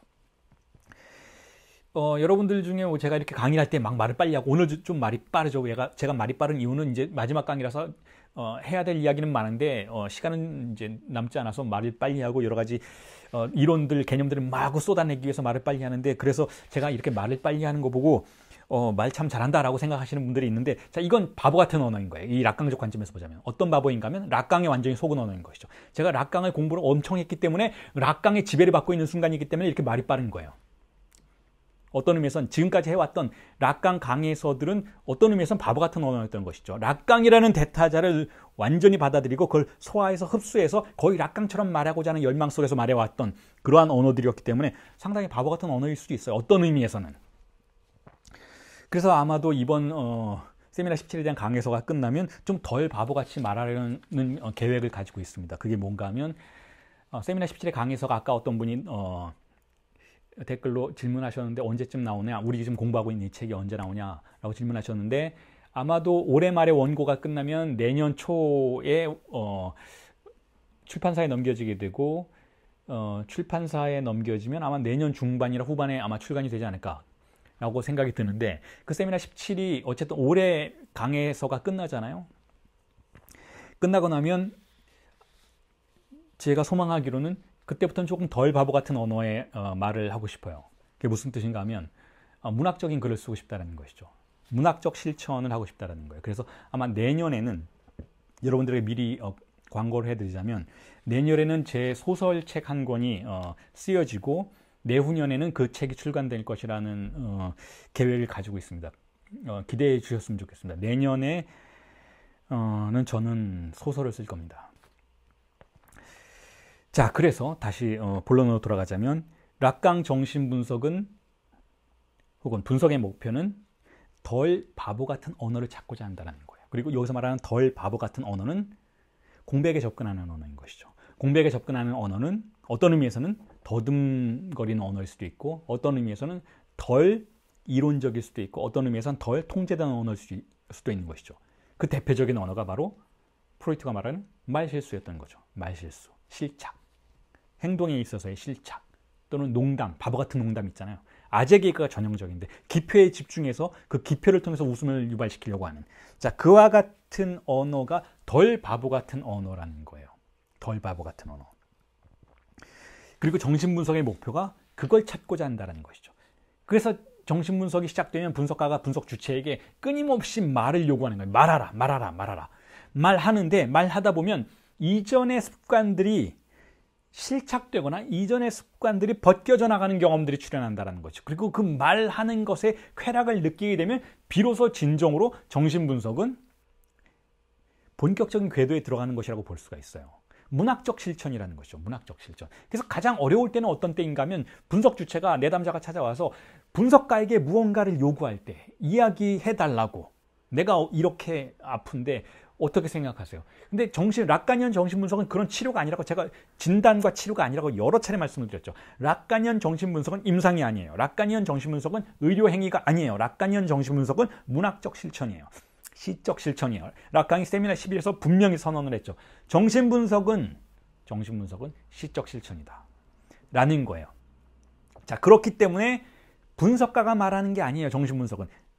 분석 주체가 말을 해야 하는 것이죠. 분석 주체가 말을 하고 말하는 것에 익숙해지고 말하는 것에 재미를 들리고 말하는 것을 욕망하게 되면 그때 비로소 진정으로 문학적 실천으로서의 정신분석이 시작되는 거예요.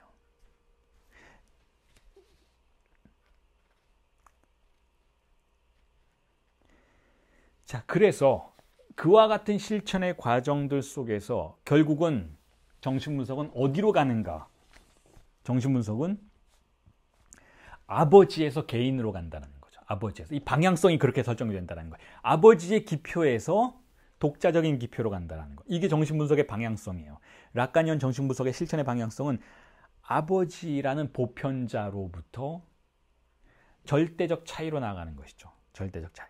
그걸 더 인디비주얼이라고 락강이 영어를 굳이 써서 표현을 하죠. 더 인디비주얼로 나가는 거죠. 아주 개인적인 장소로 나가는 것이죠. 아주 개인적인 장소. 그렇게 하는 방식으로 주체성을 구성한다 라고 할 수 있어요. 정신분석은 주체성을 구성해내는 과정이다 라는 거예요. 그런데 다시 한번 강조드리지만 이 주체성이라는 것은 자아가 나는 주인이에요, 나는 내 인생의 주인이에요 라고 말하는 그게 아니라는 거예요. 독자적인 표현들, 새로운 문법들이 형성이 되는 과정을 주체성이라고 부른다는 거죠. 그리고 그것까지 가기 전에, 그건 두 번째 문제고 다시 한번 강조드리지만 어쨌든 타자의 언어가 정지되는 지점으로 반복해서 들어가는 것, 즉 공백에 돌입하는 것, 공백에 육박해 들어가는 것, 공백에 들어가서 머물게 되는 것, 이 과정 자체가 이미 주체성이 구성된 것이다라고 볼 수 있다는 거예요. 즉 고독이 실현되는 순간이라는 거죠.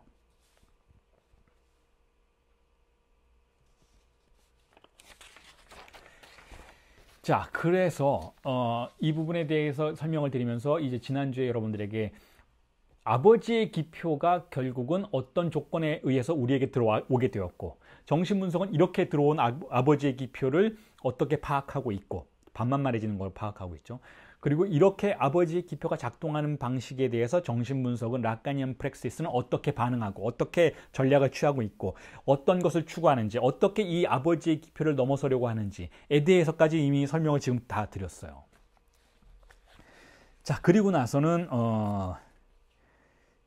다시 여러분들에게 나누어드린 텍스트, 오늘 나누어드린 텍스트의 그 말미 부분에 있는 인용문들로 돌아가서 그 부분을 설명을 드리면서 오늘 강의를 정리를 하고 뭐 질문이 있으시면 오늘은 마지막 날이니까 몇 분 질문도 받고 10주의 강의를 정리를 해보겠습니다. 자, 인용문을 읽어 드릴게요. 인용문은 5-15라고 표지된 인용문이에요. 자, 락강이 이제 세미나 17에서 정신분석을 어떻게 재구성하고 있는지에 대한 아이디어를 얻을 수 있는 그런 인용문들이죠. 자, 거기서 이렇게 말하고 있습니다. 프랑스어로 먼저 읽어드리면 이렇습니다. Qu'il y a un savoir parfaitement articulé, dont à proprement parler, 혹은 à proprement, aucun sujet n'est responsable. 자, 해석하면 이렇습니다. 고유하게 그 어떤 주체의 책임도 아닌 완벽하게 분절되는 지식이 있다는 것.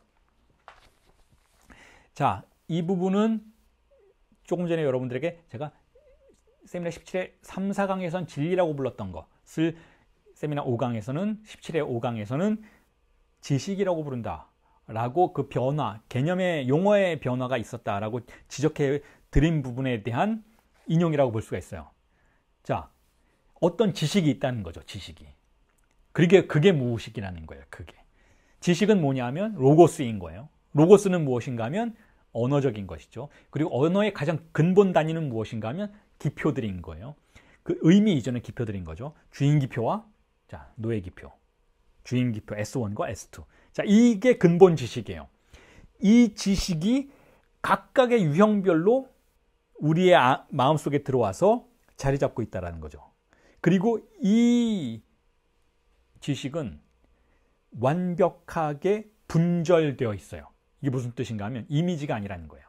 이미지가 아티큘레 되어 있다는 건 무슨 뜻인가 하면 우리의 마음의 무의식의 원형이라고 부를 수 있는 어떤 융이 생각하듯이 그런 뭐 이미지나 그런 뭐 초월적 대상 이런 게 아니고 언어의 가장 기본 단위라는 거죠. 분절될 수 있는 그게 바로 주인기표와 노예기표라는 거예요. 자, 그래서 이게 무의식을 재규정하는 방식이죠. 락강이 세미나 17에서 무의식을 이제 이렇게 규정하는 거예요. 자, 무의식은 이제 하나의 지식이다라는 거예요. 우리는 분석가는 분석 주체와 함께 그 지식에 접근하는 것을 1차적인 과제로 삼는다라는 거예요. 이 사람이 어떤 종류의 무의식의 지식을 가지고 있는지, 왜냐하면 그게 그 사람인 것이니까. 그 사람이 누구인지 알기 위해서는 그 지식에 접근해야 하는데 그 지식은 어떤 것인가 하면 그 지식은 분절 가능한 지식이라는 것, 즉 기표로 구조화되어 있다는 거예요. 그리고 그 지식은 그 어떤 주체의 책임도 아니라는 거죠.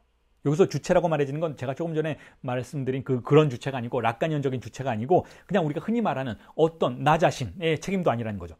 그 나의 무의식이니까 내 책임이 아니에요. 어린 시절에 그것이 나에게 들어와서 아버지의 기표가 흔적으로 남기는, 즉 스티그마인 것이죠. 스티그마. 나의 상흔이에요. 나의 어머니가 박탈되고 나의 성충동이 박탈되고 나에게 상처로서 남겨진 스티그마인 거죠. 스티그마. 상흔인 것이죠. 그래서 이걸 공백의 영역까지 도달하게 만들어서 주체성으로 구조화하는 작업이 바로 상흔을 성흔으로, 스티그마를 스티그마타로 만드는 과정이라고 제가 말씀을 드렸잖아요. 이게 저의 정신분석 절차의 근본적인 입장이라고 말씀을 드렸잖아요. 누군가가 스티그마를 가지고 오면 그걸 스티그마타로 함께 만들어보는 작업이 정신분석이라는 것이죠. 자, 그렇다면 왜 스티그마타인가도 여러분들에게 충분히 말씀을 드렸죠. 왜 스티그마타인가 하면, 왜 성흔인가 하면, 성흔은 성사를 가능하게 만들어주잖아요. 성사는 무엇인가요? 바로 세속을 몰락시키는 거죠. 세속을 몰락시키고 우리를 다시 태어나게 만드는 거죠. 그게 성사예요. 자, 그렇기 때문에 정신분석은 일단 어떻게 우리에게 스티그마가 남겨져 있는지를 관찰하는 거죠. 접근해 보는 거예요. 그 스티그마를 지금 이 인용문에서는 지식이라고 부르는 거예요. 그리고 그 지식은 다시 한번 강조드리지만 어떤 이미지나 실체가 아니라 분절 가능한 지식이라는 것이죠. 즉 기표연쇄라는 거예요. 기표연쇄, 기표구조라는 것이죠. 자, 일단 그렇게 해서 이 인용문에 대한 설명을 통해서 우리가 세미나 17에서 이제 우리가 지금 마무리 짓고 있는 세미나 17의 5강 즈음에서 락강은 무의식을 어떻게 생각하고 있는가에 대해서 인용문을 통한 확인을 해봤고, 자, 그 다음 인용문은 5-16 인용문은 이렇습니다. 읽어드릴게요. La répétition, 반복에 대해서 얘기하죠. La répétition, repetition이죠. La répétition, c'est une dénotation précise d'un trait que j'ai dégagé du texte de Freud comme identique au trait tunaire, au petit bâton, à l'élément de l'écriture d'un trait en tant qu'il commémore une irruption de la jouissance. 자, une irruption de la jouissance. 이 부분이 되게 중요한데 번역을 해드리면 이렇습니다. 반복, la répétition. 그것은 자, wiederholung이죠. 독일어로. 반복, la répétition. 자, 그것은 특정된 하나의 표지에 대한 표식입니다. 특정된 하나의 표지에 대한 표식입니다. 그리고 이 표지는 제가 프로이트의 텍스트로부터 단선 표지, 트레튜네, 그죠? 단선 표지와 동일한 것으로 작은 막대기와 같은 주이상스의 침노를 기념하는 것으로서의 표지와 같은 글쓰기의 요소로서 추론해낸 것입니다. 자, 이게 무슨 뜻인가 하면 아까 조금 전에 제가 말씀드렸던 인용문과 연결시켜서 이해해 보시면은 충분히 이해가 가능한데, 자, 그 조금 전에 인용문에서는 우리의 무의식의 하나의 지식이라고 말씀드렸는데 그 지식은 스티그마라고 말씀드렸어요. 스티그마는 무언가에 의해서 긁힌 흔적이죠. 이 첫 번째 긁힌 게 뭐냐면 주인기표인 거잖아요. 아버지의 이름이 들어와서 그걸 긁어버린 거예요. 자, 이 첫 번째로 들어오는 기표의 일반적인 명사로서의 이름이 바로 단선 표지인 거예요. 단선 표지. 트레 유네르. 이걸 락강이 프로이트의 용어로부터 가져와서 재번역을 해낸 그러한 개념인 것이죠. 프로이트는 아인지거주크라고 말하죠. 아인지거주크. 단선 기표. 단선적인 표지라는 거예요. 표지. 그러니까 양선적인 표지가 아니고 단선적인 일자의 표지라는 것이죠. 트레는 표지란 뜻이에요. 트레. 혹은 트레는 어떤 묘사라고 부를 수도 있겠지만 여기서 락강이 이걸 사용할 때는 트레는 하나의 표지, 데노타시옹이에요. 데노타시옹. 노트 하는 거죠. 노트 하는 거예요. 짝대기를 딱 그어서 여기 하나가 있다라고 노트 하는 것이죠. 이게 데노타시옹이죠. 그리고 그것을 트레라고 부르는 락강이 지금 용어를 사용하는데 근데 그게 어떤 트레냐면 비네흐가 아니고 즉 이중 표지가 아니고 유네흐라는 거예요. 유네흐. 단선적인 표지라는 것이고 그러니까 일자라는 것이고 그러니까 주인기표라는 것이고 그러니까 아버지의 이름인 거예요.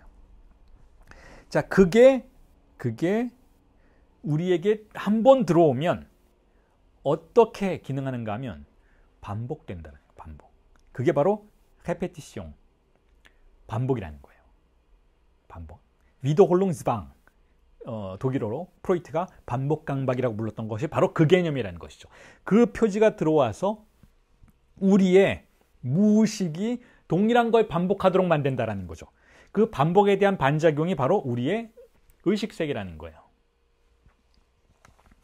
그리고 그게 바로 지식의 구조라는 거예요. 아까 말씀드렸던 그 무의식이란 지식이다.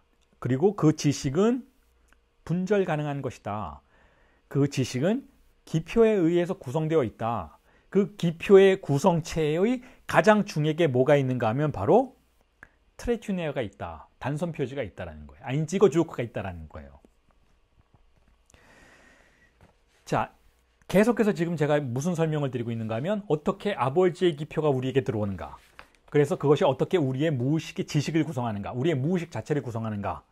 라는 것에 대한 설명이고 자, 그리고 나서 아주 중요한 논평을 여러분들에게 말씀을 드리면서 오늘 강의에 대한 마무리를 짓도록 하고 싶은데요. 자, 이렇습니다. 인용 5-17 마지막 인용문을 한번 보시기 바랍니다. 지금까지는 락강이 어떻게 무의식이 구성되는지를 설명했어요. 어떻게 무의식의 지식이 구성되는지를 설명했어요. 어떻게 무의식이 기표에 의해서 아버지의 이름에 의해서 구성되는지에 대한 설명을 했다면 여기서는 돌연 아주 의미심장한 이야기를 하면서 세미나의 17이 왜 잉여 향유에 주목하기 시작했는지에 대한 그러한 해명을 남기고 있어요. 물론 그걸 알아볼 수 있는 사람에게만 남겨진 것으로 보여지겠지만 자, 그 부분에 대해서 제가 읽어드리고 강의해드리면서 오늘 강의를 마무리 짓도록 하겠습니다. Par contre, la faveur trouvée en fonction du discours, il ne s'agit pas seulement de parler des interdits, mais simplement d'une dominance de la femme en tant que mère. Et mère qui dit mère à qui l'on demande, mère qui ordonne, et qui institue du même coup cette dépendance du petit homme. 자, 번역을 해드리면 이렇습니다.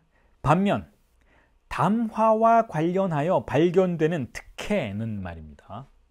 자, 담화는 뭐예요? 담화는 상징계죠. 담화는 뭐로부터 시작됐어요? 아버지의 이름으로부터 시작되는 것이잖아요. 주인기표가 담화의 구조를 장악하고 있잖아요.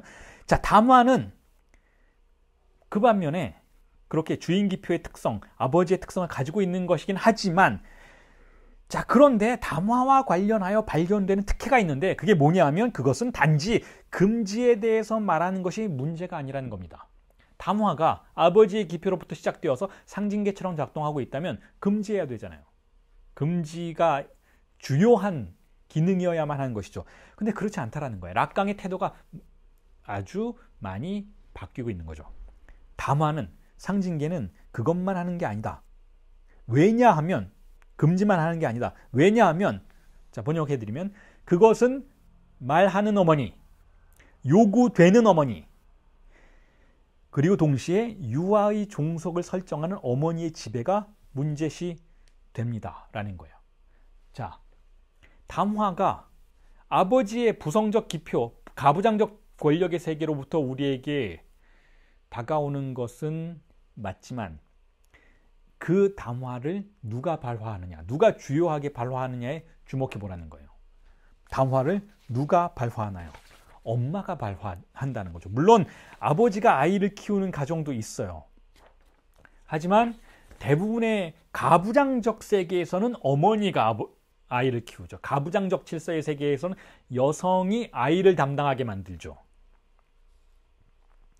자, 그렇기 때문에 그 여성에 의해서 발화되는 담화는 단지 금지의 차원만을 우리에게 강제하는 게 아니고 무언가 쾌락의 씨를 뿌린다라는 거예요. 쾌락의 씨. 왜냐하면 어머니니까, 여성이니까. 아버지의 금지의 기능을 가지고 있는 담화를 여성인 어머니가 발화해서 아이에게 전달하기 때문에 그 발화의 내부에서는 필연적으로 쾌락의 씨앗들이 퍼져나갈 수 있다는 거예요. 그래서 그 다음 인용문에서 락강이 이렇게 이야기하죠. 5-18 인용문을 읽어드리겠습니다. La femme donne à la jouissance d'oser le masque de la répétition. La femme, ici, se présente en ce qu'elle est, comme institution de la mascarade. Elle apprend à son petit à parader, le porte vers plus de jouir. Parce qu'elle plonge ses racines, elle, la femme, comme la fleur dans la jouissance elle-même. 자, 번역하면 이렇습니다. 여성은 주이상스가 반복의 가면을 감히 시도하게 합니다. 자, 좀 이상하죠. 조금 전에는 반복이 주인기표의 반복을 이야기하는 것으로 설명을 했었어요. 그런데 여기서는 그 주인기표가 혹은 그 단항기표가 트레튜네어가 아인지고 주옥가 혹은 그 상흔을 만드는 아버지의 이름이 반복되는데, 그런데 여성은 그러한 반복에서 주일상스도 함께 반복되도록 만든다는 거예요. 금지가 오히려 주일상스에 대한 금지였던 것이 또 다른 주일상스를 반복할 수 있도록 만든다는 거죠. 즉 잉여 주일상스를 반복하도록 만든다는 거예요. 감히 시도하게 한다라고 여성은 그렇게 한다고 락강은 지금 이야기하고 있는 거죠. 자, 여기서 여성은 그녀 자신이 가면극의 정립자와 같은 모습으로서 출연하는데요. 그녀는 아이에게 가면극을 하도록 가르치고, 가면극, 마스카라드죠. 잉여 향유로 데려갑니다. 가면극이 잉여 향유로 우리를 데려간다는 거예요. 왜냐하면 그녀 여성은 주일상스 그 자체 속에 마치 꽃이 그러하듯이 그녀 자신의 뿌리를 내리도록 하기 때문입니다. 여러 가지 암시적인 표현이라서 단순한 방향으로 해석해내기는 쉽지 않은 그러한 언급이지만 나름 제 방식대로 해석을 해보자면 이렇습니다. 자, 우선 먼저 자, 반복은 기표가 우리에게 심어져서 우리가 기표에 의해서 상흔을 입고 그 상흔이 반복되는 것, 일종의 트로마티즘이죠. 트로마티즘. 일종의 외정, 트라우마죠. 트라우마가 반복되는 것이죠. 상처가 근원적인 억압의 상처가 일어났으니까 그 트라우마가 반복되는 것인데, 그 반복의 과정에서 우리는 금지를 반복하기보다는, 물론 금지는 계속 작동하고 있겠지만 주일상스 역시 반복한다는 거예요. 그런데 그냥 그렇게 되는 것이 아니라 락강은 지금 여기서 거기에 대해서 중요한 원인으로 작동하는 것이 바로 여성이라고 말하거든요. 엄마, 여성이라고 말하는 거예요. 엄마의 말을 통해서 그 기표가 우리에게 계속해서 반복되어지기 때문에 우리는 잉여 향유에 접근할 수 있는 그러한 가능성 또한 부여받게 된다는 거죠. 여기서 어머니의 역할이, 즉 상징계 이후의 어머니의 역할이 또한 중요하다는 것이죠. 그리고 거기서 락강이 그와 같은 잉여 향유의 게임을 뭐라고 부르는가 하면 가면극이라고 부르는 거예요. 가면극. 물론 1차적인 차원에서의 가면극이 있겠죠. 다시 말해서 우리는 어린아이로 태어나서 아들의 역할, 딸의 역할을 하고 동생의 역할, 형의 역할, 언니의 역할, 동생의 역할, 누나의 역할, 동생의 역할을 하게 되죠. 그러다가 또 다시 아버지가 되면 아버지의 역할을 하는 이 모든 가면극 속으로 들어가요. 우리는 가면극의 퍼레이드 안에서 그와 같은 게임을 하면서 그 자신의 게임을 즐기죠. 자, 이것 또한 가면극이라고 볼 수가 있겠지만 그 밑에 무의식의 가면극도 존재한다라는 거예요. 무의식의 가면극은 이런 것이죠. 내가 만약에 어떤 대상과 만났을 때, 예를 들어서 남성이 여성과 만났을 때 그 여성에 대해서 내가 강한 남자처럼 보이고 싶다든지 혹은 연약한 남자처럼 보일 수도 있고 아들처럼 보이고 싶다든지 혹은 아빠처럼 보일 수 있다든지 여러 가지 가면을 쓰게 되는 것이죠. 이 가면 속에서 우리가 파생시키는 것 또한 쾌락이라는 것이죠. 그게 잉여향의 일종이라는 거예요. 그리고 그 잉여향의 일종들을 만들어내는 근원적인 장소가 어떻게 가능했는가 하면 바로 어머니의 여성의 역할에 의해서 가능해졌다는 거죠. 그래서 락강이 여기서 그와 같은 여성이 주이상스의 씨를 뿌린다라는 거예요.